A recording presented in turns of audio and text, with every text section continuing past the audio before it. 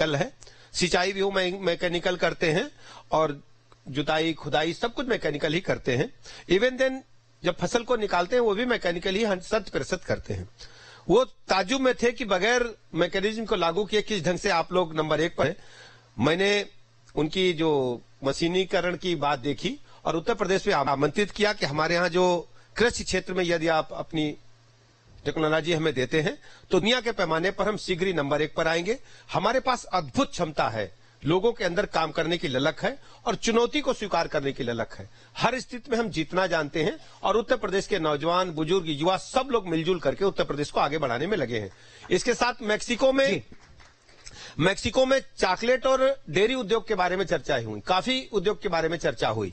और अर्जेंटीना में जब हम पहुंचे तो वहां पर बड़ी संख्या के निवेशक हमसे मिले और वो मानते थे कि उत्तर प्रदेश राज्य में हमारी भूमिका है और वहां भी वो चॉकलेट उद्योग लगाने के लिए ढेर सारे लोग हमसे मिले। और वहां का जो ब्रेड उद्योग है जी, कन्फेक्शनरी, उसके बारे में अधिक चर्चा हुई। वो लोग भी उत्तर प्रदेश में अपना उद्योग लगाने के लिए तैयार है। ठीक है, जो ये निवेश है, ये जो उद्योग है जिन पर आप बहुत ज्यादा फोकस कर रहे हैं, क्या ये जॉब ओरिएंटेड भी होगा? क्या इससे रोजगार भी मिलेंगे या सिर्फ निवेश होगा, रोजगार कम पैदा होंगे? जब कोई उद्योग आता है तो साथ साथ में रोजगार भी लाता है, क्योंकि मैन पावर उनको उत्तर प्रदेश से ही लेना है। तो हमारे पास एक ट्रेंड नौजवानों की बड़ी फौज है। इसके लिए हमने अपने जो हमारे डिग्री कॉलेजेज हैं, हमारे जो पॉलिटेक्निक है, हमारे जो इंजीनियरिंग कॉलेज हैं, हमने वाकायदा उनको ट्रेनिंग दे करके प्रोफेशनल कोर्सेज में लगा करके उनको ट्रेनिंग दिया है और विद इन कैंपस उनको इंटरव्यू के माध्यम से हम भर्ती भी कर रहे हैं। इसके साथ आदरणीय प्रधानमंत्री की जो योजना है स्किल इंडिया, उसके तहत बड़ी संख्या में हमारे नौजवानों को हम दक्ष कर रहे हैं और विभिन्न सेवाओं में उन्हें सेवायोजित होने का अवसर प्रदान कर रहे हैं। निवेश तभी लेकिन मुमकिन है ब्रजेश पाठक जी जब किसी सूबे का जो लॉ एंड ऑर्डर है वो बेहतर हो, वो चाक चौबंद हो। किसी भी निवेशक को इन्वेस्ट करने से पहले 2 बार लॉ एंड ऑर्डर के मोर्चे पर सोचना पड़ता है, स्टेट की पॉलिसी के अलावा। लॉ एंड ऑर्डर पर हालात कुछ बेहतर हो पाए हैं क्या? आप निवेशकों में भरोसा जगा पा रहे हैं? उत्तर प्रदेश राज्य को 2017 से पहले लोग गुंडे, माफिया, बदमाश, बहू बेटी की इज्जत आबरू को बुरी नजर से देखने वाले, जमीन मकान दुकान कब्जा करने वाले राज्य के रूप में जानते थे। लेकिन जब से भारतीय जनता पार्टी की सरकार आदरणीय योगी जी के नेतृत्व में बनी है, हमने ऑर्गेनाइज्ड क्रिमिनल्स को उत्तर प्रदेश से पूरी तरह से साफ कर दिया है। यानी संगठित माफिया गिरोह उत्तर प्रदेश में अब कोई सक्रिय नहीं है। आपसी वैमनस्यता के कारण जो भी घटनाएं हुई हैं, हमने सब में कड़ी कार्रवाई की है। हमने अपना पराया नहीं देखा, छोटा बड़ा नहीं देखा, गरीब अमीर नहीं देखा।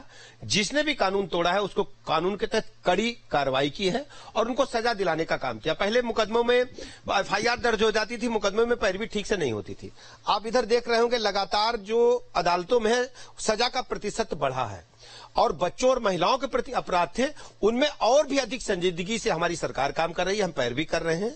कई मामलों में आपने देखा होगा फांसी की सजा भी अपराधियों को मिली है जो बच्चों महिलाओं के प्रति अपराध थे, और आजीवन कारावास भी बड़ी संख्या में और विद इन टाइम लिमिट 6 माह में, 1 वर्ष में, 8 माह में गंभीर ऐसे मुकदमों में हमने उनको फांसी के साथ साथ आजीवन कारावास की सजा भी दिलाने का काम किया। मैं अभी आंकड़ा एक पढ़ रहा था जिसमें बताया गया कि बीते साल, पूरे 1 साल में संगठित माफिया जिसका आप जिक्र कर रहे थे, उनसे 2600 करोड़ रुपए की जो उनकी संपत्ति है वो जब्त की है। हमारी रिसर्च टीम ने जुटाया कि इस 2600 करोड़ का मतलब क्या है उत्तर प्रदेश के आम लोगों के लिए।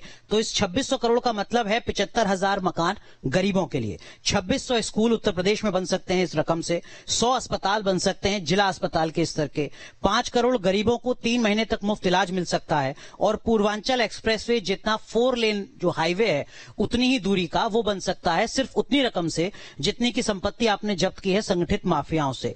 लेकिन एक आरोप आप पर लगता है, इस आंकड़े के लिए तो शुभकामनाएं आपको, लेकिन एक आरोप आप पर विपक्ष लगाता है कि बहुत ही सेलेक्टिव अप्रोच है, चुनिंदा लोगों पर बुलडोजर चल रहा है। नहीं, देखिए, बुलडोजर को आप गलत दिशा में चर्चा में चला गया मीडिया में।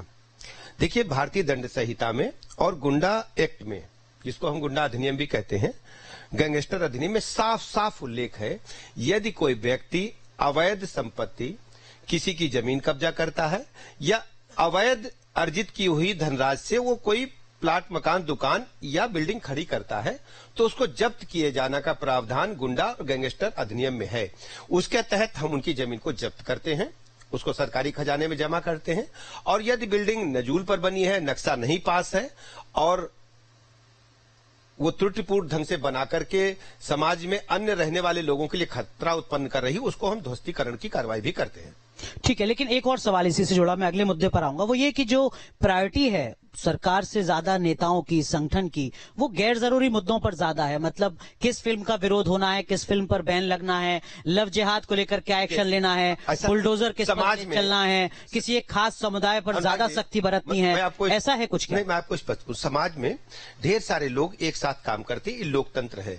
लोकतंत्र में हम विभिन्न विचारधाराओं को सुनते हैं और निर्णय लेते हैं जनता के हित में, बहुमत के आधार पर, और लोक कल्याण के लिए निर्णय लेते हैं। उत्तर प्रदेश राज्य में हमने अपराध और भ्रष्टाचार पर जीरो टॉलरेंस की नीति अपनाई है। हमने हर स्थिति में तय किया है कि गुंडा बदमाश कोई हो, आप देखिए, यदि आप जाति धर्म के आधार पर चर्चा करेंगे तो बात बड़ी हो जाएगी। जाति नहीं, मैं तो धर्म के आधार पर आप सोचिए, हमने उन लोगों के खिलाफ भी कार्रवाई की है, चाहे कानपुर का कांड हो, उनकी भी जाति आप जानते हैं, या अन्य जो घटनाएं हुई हैं, हमने कंप्रोमाइज नहीं किया है, बिल्कुल कंप्रोमाइज नहीं किया, 1% भी कंप्रोमाइज नहीं किया। जिसने भी कानून तोड़ा है उसके खिलाफ कानून के तहत कड़ी कार्रवाई की है, और कार्रवाई केवल दिखावे की नहीं की है, आने वाली पीढ़ियों के लिए लेसन हो कि दोबारा अपराध की तरफ सर नहीं झुक। ये नोएडा जहां बैठे हो जी, मुझे अच्छी तरह याद है समाजवादी पार्टी की